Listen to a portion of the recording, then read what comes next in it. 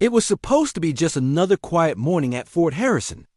The parade ground shimmered under the early sun, flags snapping in rhythm with the distant sound of marching boots. The air smelled faintly of coffee, sweat, and iron, the scent of discipline. Before I tell you what happened next, tell me in the comments where you're watching from. I love knowing who's listening. Captain Lena Briggs, a Marine combat instructor, walked briskly toward the training yard, her uniform spotless, her hair tied in a regulation bun. Years of battlefield experience hid behind her calm eyes. She had led men twice her size through desert storms and ambush that never made the news. But here, inside the safe walls of a base, she was just another officer, at least in the eyes of some. That morning, the inspection team was visiting, led by General Matthew Hargrove, a man known for his sharp tongue and even sharper ego. He was old school, a veteran of paperwork, not war zones. He loved order, hierarchy, and being feared. When Lena's unit assembled for inspection, she noticed Hargrove's irritation the moment his gaze landed on her. "Captain Briggs," he said with a smirk, pacing in front of her. "You're a Marine? You look like you belong in a classroom, not on the battlefield." Lena didn't flinch. "With respect, sir, Marines come in all forms, but the enemy doesn't care how we look." That answer, though calm, hit him like a dart. The general's jaw tightened. "Watch your tone, Captain. I don't tolerate arrogance from junior officers." He moved on, pretending to inspect the rifles lying neatly on the table. Then it happened, so fast, even the soldiers froze. As Lena turned slightly to give a command to her platoon, the general turned too sharply, his elbow swinging wide. It struck her squarely across the cheek. A loud crack echoed. The formation broke its silence. Gasps rippled through the rows. The blow wasn't light. It snapped her head sideways. Her cap fell, hair loosening, a small trickle of blood staining her lip. Everyone stood frozen. The general blinked, his face momentarily pale. "You walked into me," he barked. Too loud, too fast, trying to cover what had just happened.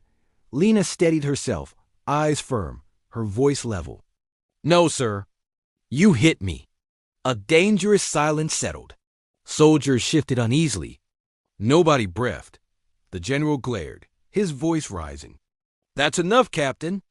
You'll remember your place." Lena didn't argue. She saluted, blood still dripping from her lip.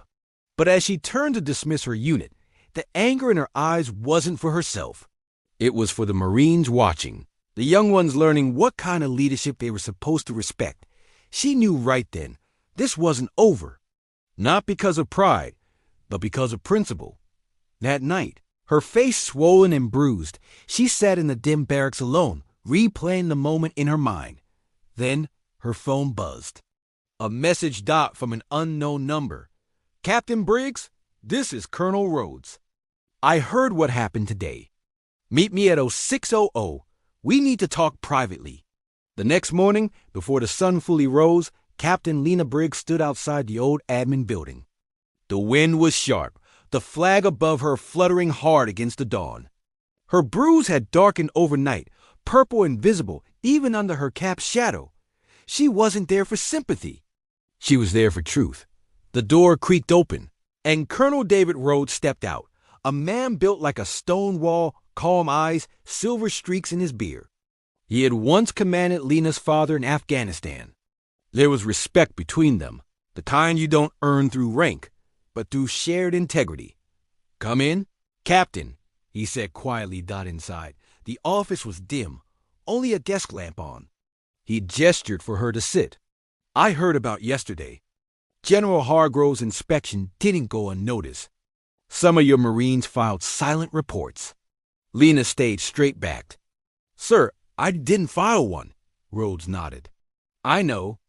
That's why I wanted to see you first." He leaned forward. "Tell me exactly what happened." She recounted everything, every step, every word, every second leading to that elbow strike. She didn't dramatize it. She didn't accuse. She just told the truth. When she finished, Rhodes sighed. "You understand how deep this goes, right?" That man has friends in every corner of command. If we push this, you'll be walking into a storm. I've walked into worse, sir, Lena said quietly. In Helmand, I lost 2 good Marines because someone higher up didn't listen to ground truth. I won't let silence destroy honor again. Rhodes gave a faint, sad smile. You sound like your father. Her eyes softened. He always said the Corps isn't about power, it's about responsibility. Rhodes opened a folder. Inside were documents already stamped confidential. An internal review is coming, he said. But between us, Hargrove's already moving to bury this. He's saying it was an accident during inspection, that you stumbled into him. Lena clenched her jaw. There are witnesses. Rhodes nodded. And I'll do everything I can to protect them. But Captain, understand this. When truth threatens rank, rank usually fights back dirty. Later that day in the mess hall, whispers followed her like shadows. Some soldiers avoided her gaze, afraid of being associated. Others nodded silently, respect hidden behind caution. Then Sergeant Miller, her longtime squad mate, sat beside her. You really going through with this, ma'am? He asked quietly. I have to, she replied, pushing her tray aside. If they see a Marine back down after being struck, even accidentally, it teaches them fear, not courage. Miller nodded. Then we've got your back. All of us who were there. Their quiet moment was interrupted when a tall figure entered the hall. General Hargrove himself, flanked by aides. The room stiffened. The sound of utensils stopped. He walked straight past Lena's table, ignoring her. But halfway to the exit, he paused and turned. His eyes met hers. A silent duel. Captain Briggs, he said, voice dripping authority. A word of advice. Pride kills careers faster than bullets. She stood unafraid. So does cowardice, sir. The mess hall went dead silent. Every soldier's heart froze mid-beat. Hargrove's nostrils flared, but he said nothing. He turned sharply and walked away, boots echoing across the tile floor. Miller exhaled. You just declared war. Lena's lips tightened. Then I'd better win it. That night, she returned to her quarters. On her bunk lay a sealed envelope, unmarked. She opened it cautiously. Inside, a single printed photo, a still frame from a security camera in the training yard dot clearly showed Hargrove's elbow striking her face and her cap flying off dot below the image. A short handwritten note. They're deleting the footage from base servers by morning. I copied it first. You'll know what to do. A friend. Lena's hands trembled slightly. Someone on the inside still believed in justice. She placed the photo inside a small metal box under her bed. Then she sat in silence, the ticking clock echoing like footsteps toward a confrontation she could no longer avoid. The next morning, Captain Lena Briggs woke up before dawn. Her bruised cheek still throbbed faintly, but the fire in her chest burned stronger. She knew the day ahead could change everything, not just for her, but for every Marine who'd ever been silenced by rank dot. She slipped the photo and note into a small folder, then buttoned her jacket, her medals glinting faintly in the dim light. When she looked in the mirror, she whispered to her reflection, not as comfort, but as a vow. You served the truth, not the titles. At 07:00 hours, she reported to Colonel Rhodes' office.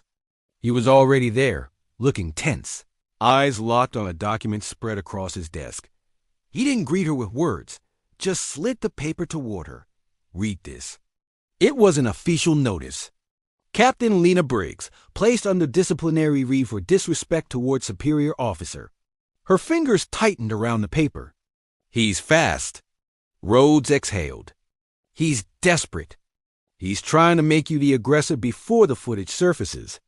But there's a way out if we move first. She looked up. You mean the security image? He nodded. That photo you showed me could destroy him. But it's not enough. Command won't act on one image. We need testimony, and we need to make sure the full video survives. Lena frowned. They're deleting it. Not all copies, Rhodes said, lowering his voice.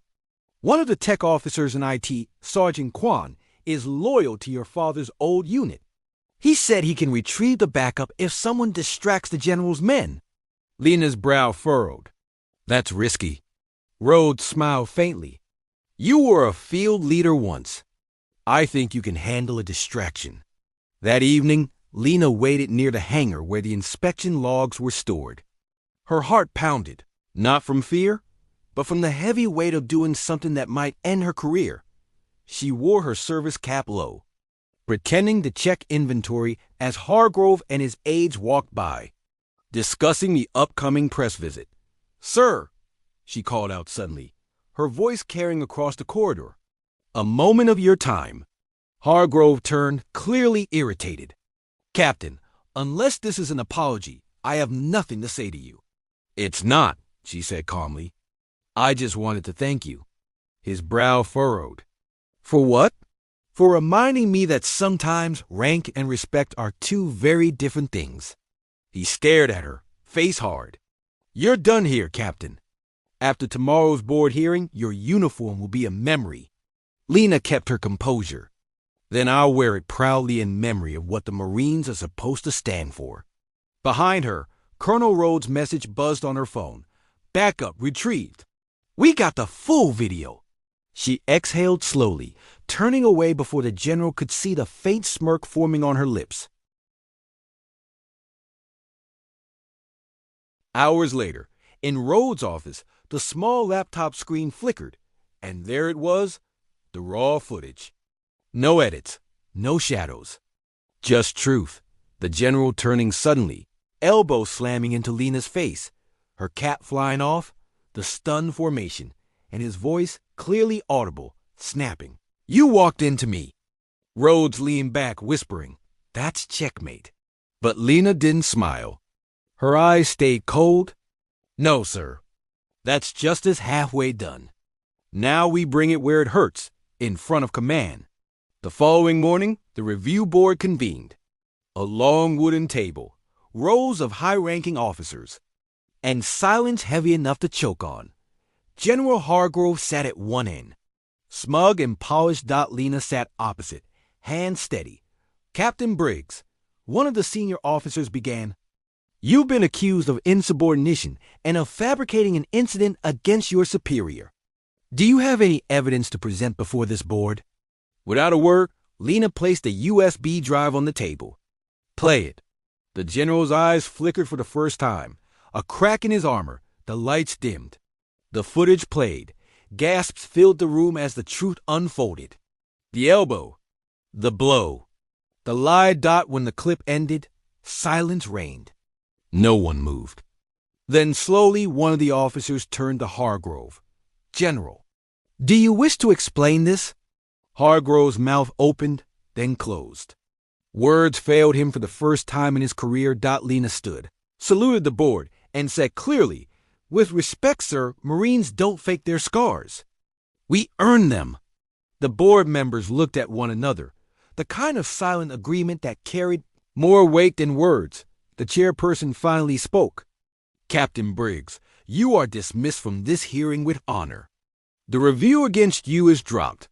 As for General Hargrove, an immediate suspension is in effect pending further inquiry." The words landed like thunder. Lena turned toward the door, and for a brief second as she passed Hargrove, she whispered softly, "You taught me something today, sir." The louder a man yells about respect, the less he usually deserves it. That night, she stood alone on the parade ground under the stars. The same ground where she'd been struck, now silent, peaceful. Colonel Rhodes approached slowly. "You did what most wouldn't dare." She smiled faintly. "I didn't do it for me, sir. I did it so the next Marine doesn't have to bleed quietly." He nodded. "The Corps could use more soldiers like you." Lena looked up at the flag fluttering under the moonlight. Her voice was soft but steady. "No, sir. It needs more leaders who remember what they once swore to protect." 3 days after the hearing, the base was no longer the same. Whispers turned into headlines, and silence turned into questions. Military news outlets picked up the story before anyone could contain it. General suspended after striking female Marine. Captain during inspection. By noon, it spread across social media, veterans pages, Marine forums, and civilian feeds alike. But inside Fort Harrison, Captain Lena Briggs kept her routine unchanged. She still led drills. She still checked on her recruits. She still ate in the same corner of the mess hall. She didn't want to be seen as a symbol. She just wanted to be a Marine doing her duty. Still, eyes followed her everywhere, some with respect, some with resentment, and others with quiet admiration. That evening, Colonel Rhodes summoned her again. When she entered, she saw two other officers standing near his desk, both from the Pentagon's Internal Affairs Division. Their tone was professional, but there was something different in their eyes. Respect. One of them, Major Donovan, extended his hand. Captain Briggs, I want to personally thank you. You didn't just defend yourself. You defended the integrity of the corps. Lena shook his hand firmly. I just told the truth, sir. That's supposed to be standard issue. Donovan smiled. You'd be surprised how rare it is these days. They briefed her on what would follow, a full ethics investigation into General Hargrove's past conduct. Apparently, several previous complaints had been buried over the years, complaints that now, because of her courage, were being reopened. When they left, Rhodes looked at her with pride. Lena, do you realize what you've done? She shrugged lightly. Started trouble, I guess. He chuckled. No, you restored faith. That night, she went to the training yard again. The sun was sinking, painting the sky orange and gold. Sergeant Miller joined her quietly, holding 2 cups of coffee. Base feels different now, he said, handing her one. Half the young Marines are walking taller. Lena smiled faintly. Maybe they just got new boots. Miller grinned. Or maybe they saw that courage isn't just about combat. Sometimes it's about standing up to someone who outranks you. She sipped her coffee, eyes thoughtful. That's the harder kind of courage. The kind that costs you sleep, not blood. Then she noticed someone standing at a distance. A familiar figure. Older, heavier, but unmistakable. General Hargrove. He approached slowly, his uniform still crisp, though his shoulders carried the weight of shame. Captain, he said quietly, stopping a few feet away. I owe you an apology. Lena set down her coffee. You don't owe me anything, sir. Just the truth, and maybe a little humility. He nodded, jaw tight. You're right. I let arrogance turn me into something I once despised. I don't expect forgiveness, but I needed to say it. She studied him for a long moment. You know what makes a good leader, General? It's not perfection. It's accountability. For a second, the old man's eyes glistened, pride and regret warring inside him. He saluted her. Not the casual, lazy kind. A full, sharp salute. Lena hesitated, then returned it. The air between them felt lighter, as if a storm had finally passed. The next morning, as Lena prepared for her unit's field exercise, she received an envelope, this time from official channels. Inside, a commendation letter from the Commandant of the Marine Corps for extraordinary courage and integrity in upholding the honor of the Marine Corps under duress. Your actions reflect the highest traditions of military service. Below it, a single line handwritten by the Commandant himself. Marines follow orders. Leaders follow conscience. Lena folded the letter carefully and tucked it into her jacket pocket, not as a trophy, but as a reminder. That night, sitting by the barracks window, she pulled out her father's old dog tags, the ones she kept hidden inside her locker. They were scratched, faded, but they still carried his spirit. She whispered softly, You'd have told me to stand down, Dad, but I think you'd be proud. She closed her eyes. For the first time in weeks, she slept without tension. Meanwhile, across the base, Colonel Rhodes received an email from HQ. The board had reached its decision, General Hargrove, to be honorably retired. Stripped of field authority. Captain Lena Briggs to be promoted to major for exemplary conduct. Rhodes leaned back, smiling quietly. Well, she earned that one. As dawn broke, the parade ground filled again, boots marching, flags waving. But this time, when Major Lena Briggs walked past her Marines, something felt different. Every soldier she passed straightened was silent. Respect not because of her rank, but because of what she represented. And deep inside, Lena knew this wasn't about revenge or victory. It was about restoring dignity to the uniform she wore. Months passed. The story that once rocked Fort Harrison had slowly settled into history, but not forgotten history. Every new recruit who walked through the gate heard the same whisper in the barracks. This is where a Marine captain stood up to a general. They didn't always know her name right away, but they all learned it eventually. Major Lena Briggs, the officer who reminded everyone that courage isn't just shown on battlefields, it's shown in boardrooms, in silence, and sometimes in the seconds after an elbow to the face. Promotion ceremony day. The morning sun glimmered off the medals and brass buttons of hundreds of Marines. Assembled in formation, Colonel Rhodes stood at the podium, his voice echoing across the parade ground. Major Lena Briggs, he announced, has demonstrated not only bravery in combat, but the kind of moral fortitude that strengthens the very backbone of this corps. Lena marched forward, every step steady, her uniform immaculate. She saluted, and Rhodes pinned the gold oak leaf insignia on her collar. Applause thundered through the air, not forced, not formal, but heartfelt. When it quieted, Rhodes leaned close and said softly, "You've changed more than a base. Major, you've changed how people see leadership." Lena smiled faintly. "I didn't set out to change anything, sir. I just refused to bow to what's wrong." He grinned. That's exactly why it worked. After the ceremony, she walked alone toward the memorial wall near the East Field, a granite slab engraved with the names of fallen Marines. Her father's name was among them.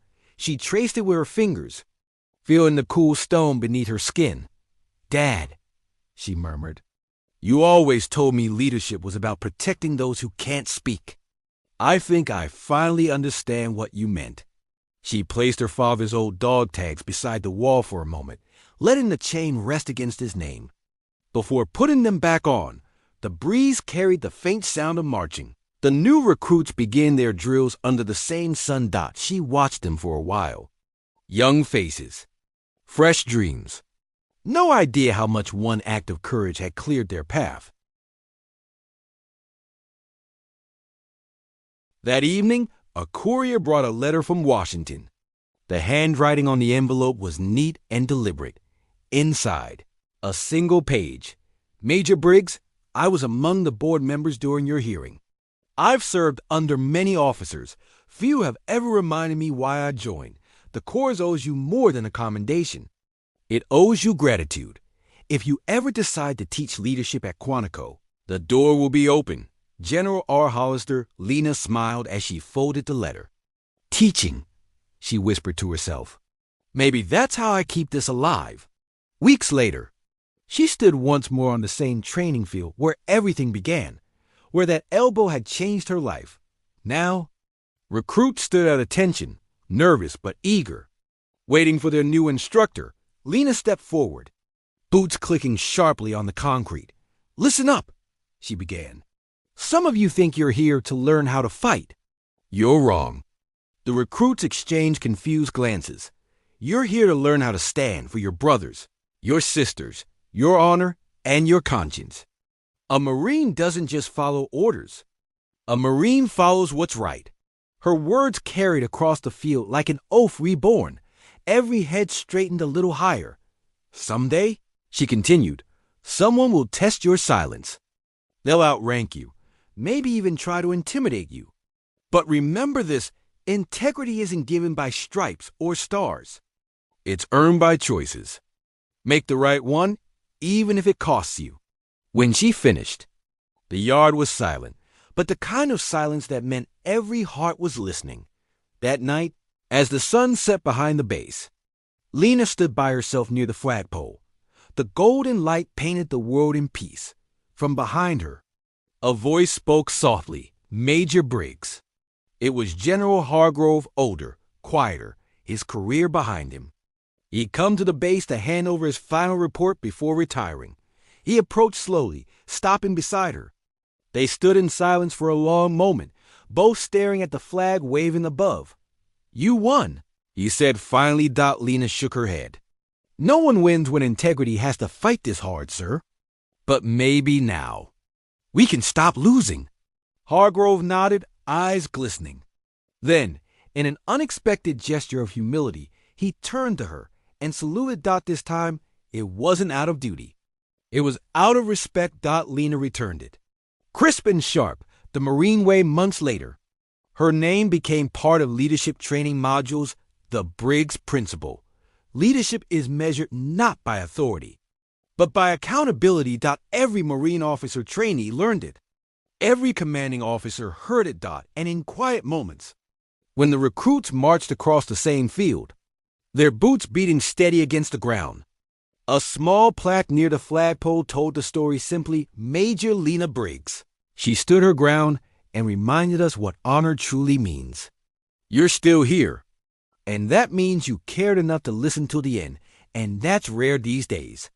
If this story hit home for you, please subscribe, and let me know your thoughts.